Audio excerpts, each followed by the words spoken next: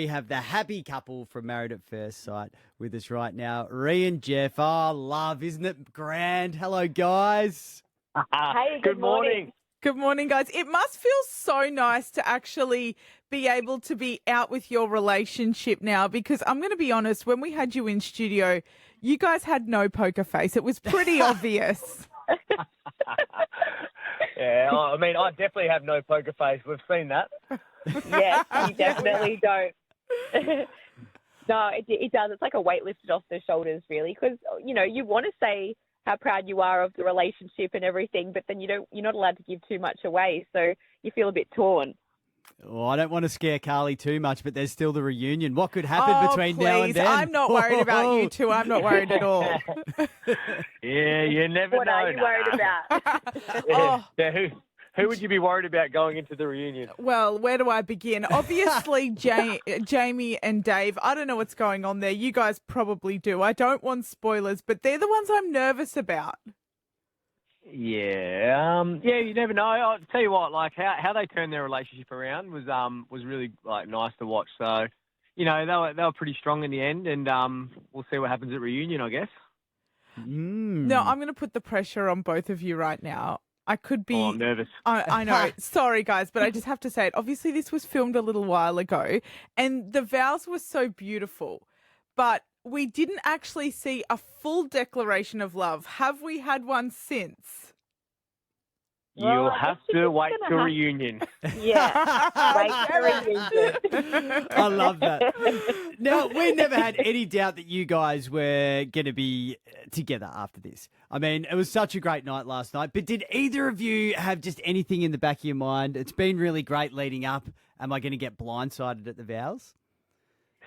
There's a little part that just pops into your head time to time, and you think, imagine if that did happen. Imagine if I just did not see that coming. But I was pretty certain that Jeff would say that he wanted to stay together. Yeah. Yeah, I felt the same. I felt the same, but yeah, that never went through my head once, but now I just thought about it. I was like, geez, that would have been embarrassing on national television.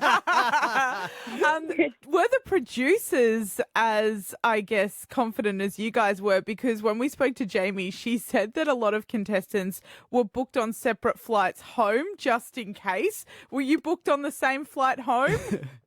Yeah, we were booked on the same flight. Yeah, we were. Yeah. There you go. That says something. I think the producers are the ones, when they ask you questions about the relationship, they're probably the ones that sometimes put the doubt in your mind. Like, do you think Jeff will say no? And then you go, oh, hang on, I don't think. I think that's what makes you get those thoughts that pop into your head, because, they're asking you questions all day, every day. But yeah, so that's what made me actually think, I wonder if Jeff will say no and blindside me. That's actually so funny you say that. It just reminded me when we did the partner swap and Rhi was living with Elliot, and the first question I got when I did my one-on-one interview was, Jeff, who do you think's the best-looking guy in the experiment? And I was like, obviously they want me to say Elliot, and I said Elliot. They're always stirring the pot. Well, I will say, considering the challenges that they do put you guys through, it's almost like you nailed MAFS. Of any couple that I've ever watched of all the seasons, you guys were pretty rock steady. Yeah, and I think that is because of our relationship and the person you matched with. And I've been asked this question before, more from people just in the general public. But, people go, oh, what would you say about going on MAFS? And I said, if you're a normal, nice person, you'll be fine. But also, too, you're not guaranteed on who you're going to be matched with. So if we were both matched with different people and they weren't our cup of tea, that could have changed our story dramatically, obviously. So, yeah, I think we're very luck lucky. of the draw. We're very lucky with obviously who we got matched with, which, goes a long way. Who is one person in the experiment that you wouldn't have done well with if you were matched with them? Adrian. That was very quick, Rhi. There's no way any of that would have flown with you. You probably would have been good for Adrian Rhi, to be fair. There were some times Adrian and I had some words across the table at each other, that's for sure. That's funny. I just started laughing then because I think my answer is very obvious. Yeah, I think so. You and Jackie would have been an interesting one. I think it would have been Jackie. great. I think that would have lasted about 3 seconds. Would have been excellent for TV, though. It would have been great TV. It would have been great TV for 3 seconds. Would you have done an Elliot? Do you reckon you would have lasted as long as Elliot did? Oh, well, that's the thing. You know, I mean, knowing myself very well, I would have liked to think that I'd give it a shot, but you just never know until you're in that situation. Like, if I was in that situation, then maybe I would have done an Elliot and maybe the whole of Australia would have hated me. Like, you just never know. Yeah. Well, either way, we don't even have to play metaphorical games because you guys have nailed it. You've found each other, which is great. But unfortunately, it didn't work out for Karina and Paul. That was a bit of a hard watch last night. But I got to tell you guys, I know you're friends with him, but it was a bit of karma. Yes. Yeah. I mean, sorry, go, Rhi. No, you go. Oh, that won't last. We're having our first disagreement. Yeah. I mean, with Paul, obviously it played out for everyone to see, but yeah, he just had so many chances, and unfortunately, you know, he just he ran out of lives really, and he struck out with 3 strikes, and you know, he's probably only got himself to blame really.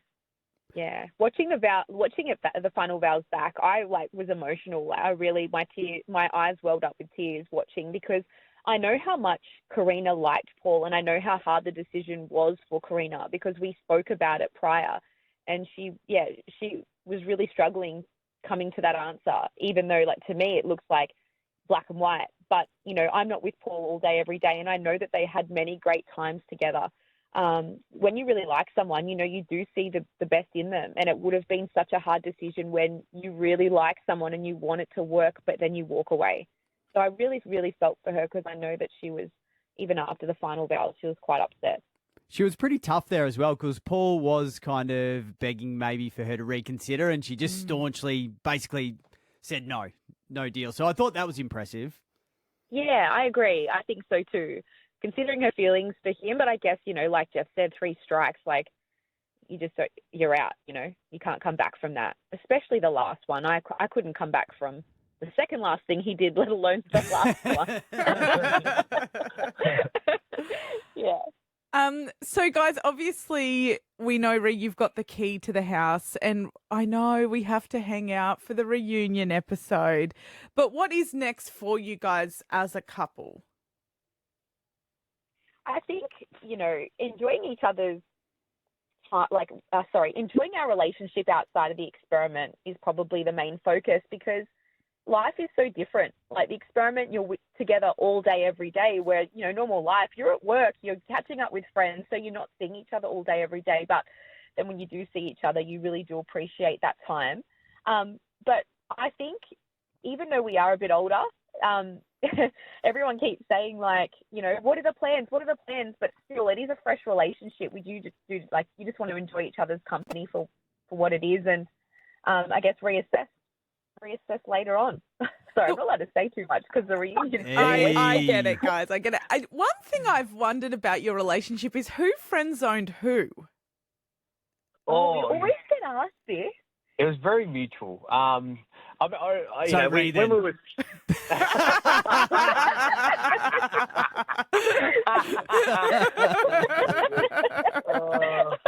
Sorry, Jeff, it was just sitting there. Yeah, that is no, good.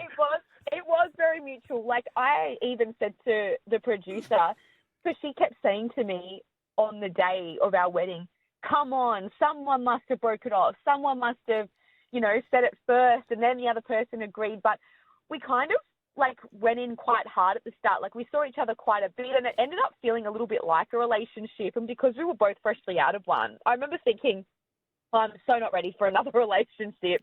I wanted to back off, and then so did Jeff. Like, I think we went like 3 days without either one of us texting each other, and I didn't really think anything of it. And then we had a phone conversation just pretty much saying the same thing, like, we're just not ready. And yeah, we went our separate ways, and then Jeff pretty much, his story was exactly the same. So it just goes to show that it really was quite amicable. And like I said on the experiment, like, if you could have matched me with any one of the people I'd previously dated, Jeff is a perfect pick, because no one ghosted anyone. No one broke each other's hearts. It was very amicable. So yeah, it was actually the perfect pick. Oh, and it was obviously just not the right timing then, and now it is. Exactly. Yeah, Yes. definitely. Oh. Timing's everything. And just quickly, do you think the producers somehow knew that you guys knew each other? We actually asked them early days, like, how did this happen, really? Because, you know, at the start, we both went in thinking we were going to get matched with a stranger, and that's what we wanted. And so we both asked the question, and we got told that they knew we followed each other on Instagram, but outside of that, they wouldn't have known. And no one would have known because, like, when we saw each other previously, it was so short-lived, and we didn't really, you know, meet too many friends, or, like, there was definitely no family that would have known. So, like, if they didn't know, then, you know, there's no way the production would have known. Except for Abby Holmes. I did read that she was the one that set you up. Well, she is the one that set us up, so she definitely knew.